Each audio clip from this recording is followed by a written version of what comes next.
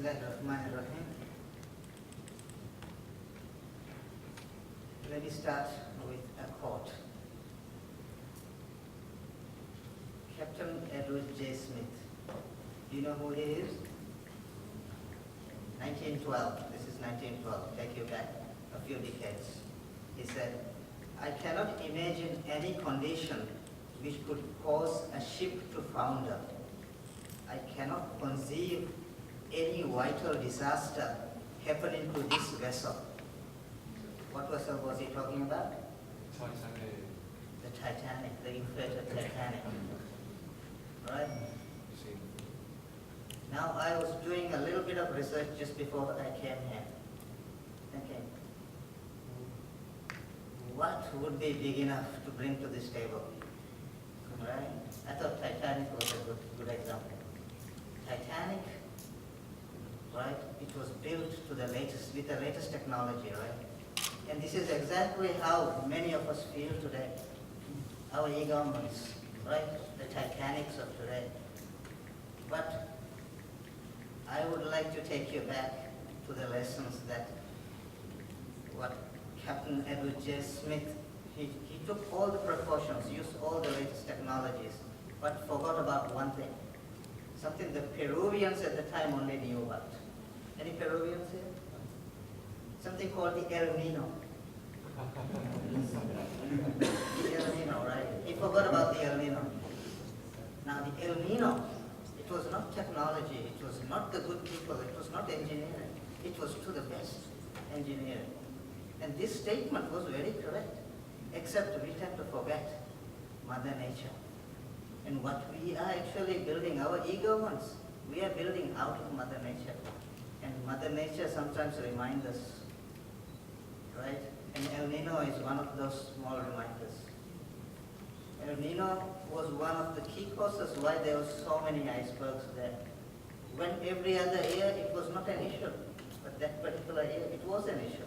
Instead of 500 odd icebergs going through, that particular year, that time there was twice, three times maybe more icebergs than what captains, scientists, engineers expected. So when we build e-governments, let us keep Titanic in our minds. The modern Titanics of today, the e-governments, right? So, of course, El Nino is very close to my heart. Why? In 1998, El Nino struck again. This time, 90% of Maldives reefs died. Something called coral bleaching, right? Coral is, Maldives is a country that has survived over 4,000 years. It has a very, very long history, right? It survives because it's a living nation. It lives like many other nations. It's built on coral. And when this coral dies, Maldives dies. Its food security is gone. Its economic security is gone. Tourism, fish, both go, right? So with that, let me start by thanking ANPOP for inviting me here. I'm very happy that small islands like ours get a chance to sit in big podiums like this, so we can tell our small stories. The solutions for our small issues really lie in the hands of everybody.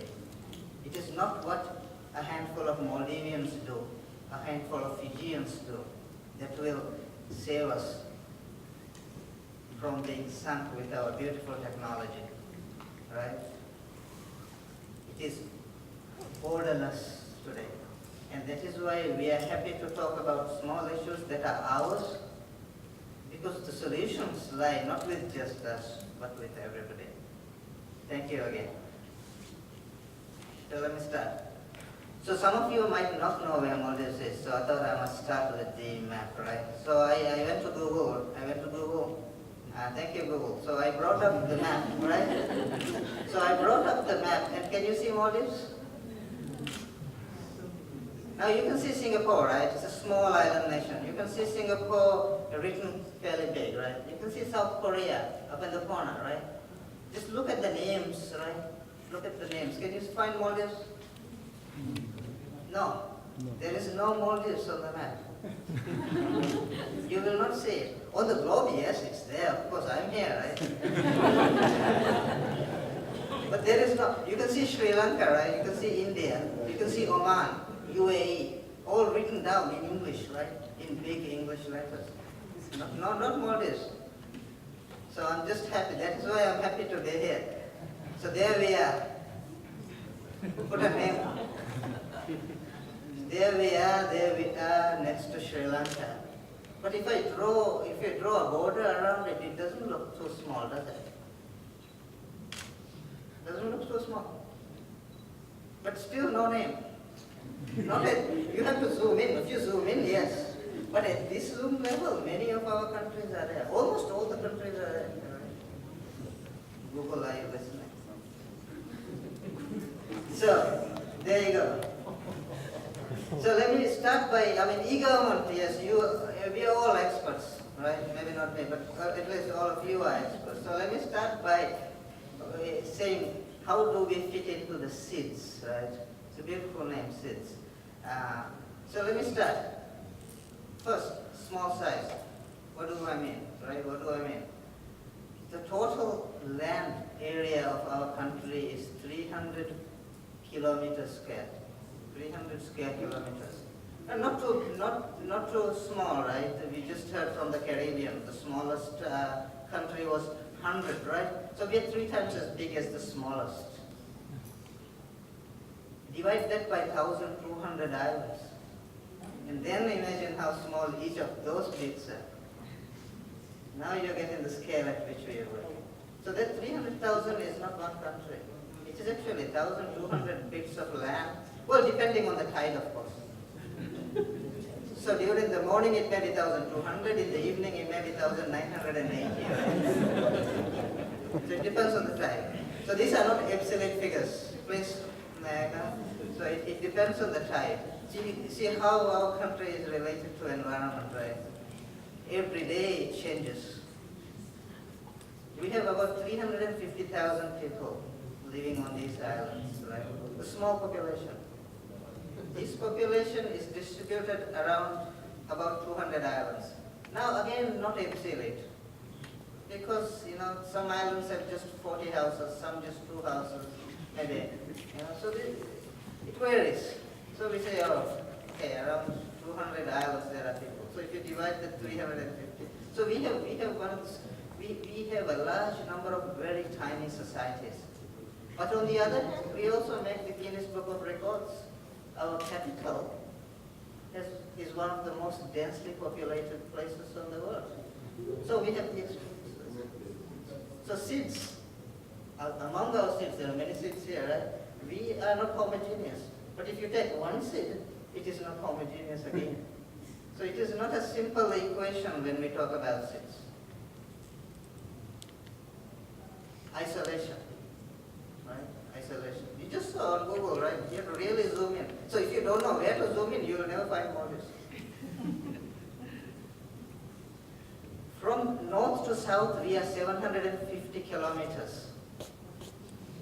It's not a small number for a small country. East to west, about 120 kilometers. So these 1,200 islands, these 200 small tiny communities distributed along these 750 kilometers of the Indian Ocean. Now that is what they call a real challenge. Real challenge for connectivity. We've just heard how important connectivity is. A real challenge for development. A real isolation. No M1s, no motorways, no highways, right? And then, so probably this is what I get to really, present to you, and I'm happy. So climate change and sea level rise, right? You've all heard of the tsunami of the 2004, right? Maldives is the #1 country that got hit the most in terms of the economy. We were put back almost 30 years of development wiped out. It's the country that is barely reaching 2 meters above sea level level, on average 1.8 meters. So it is one of the handful of countries that stands to completely be underwater. with even the modest estimations of sea level rise coming through. Natural disasters, tsunami, of course, El Nino. And again, this year there are some murmurs of El Nino 2014 coming around. All of this, food security. So, but if you look at us, we are a happy people. One of my friends, we are a happy people, right? We don't let all of these issues put us down. We have nearly about 200% telephone penetration, about 190 mobile penetration. We have very little broadband penetration in terms of fixed broadband. And you can imagine why, right? Laying submarine fiber optic cable, not very cheap. And we don't have any resources, we just quarrel. But we have 40% mobile broadband penetration. So the solution is in the air for us. It's in the air. We are a digitally divided country, both between the islands as well as between us and the rest of the world, which is what I showed you from the beginning on the Google map. All right? So there is no Apple Store for motives. There is no PayPal services for motives. So there is a real global divide. And we're not counting pieces. We're talking real divide for economic facilities that the internet provides. Without PayPal, without Apple Store, without being represented on some of these other stores, the economic benefits of having internet connectivity is not so much. Except, of course, being a consumer, right? Being a producer? No. Being an innovator? No. How will our young guys innovate if they cannot sell? No. If they cannot sell on eBay, right? Shareef, sorry, I don't mean to interrupt, but if you could move to the conclusion. Okay. I find I'm enjoying the description, the content, and the humor. And but we do have a time schedule to keep. And I'm sorry apologies. for interrupting. My apologies, Chair. I'll bring you to the last slide. Thank you. So let me bring you to the last slide. So we are now working to connect all of these islands. We have a national computer network that already connects over 80% of these islands, 80% of these communities. By the end of the year, everything will be connected. All the national government agencies are already connected over these islands. We are looking to connect the local agencies. So our main e-government framework is about providing a governance framework for that actually combats the smallness, isolation, and environmental issues. So we're talking about connecting national and local councils through devolution and empowerment, and connecting local to the national through participation and citizen centricity. Thank you.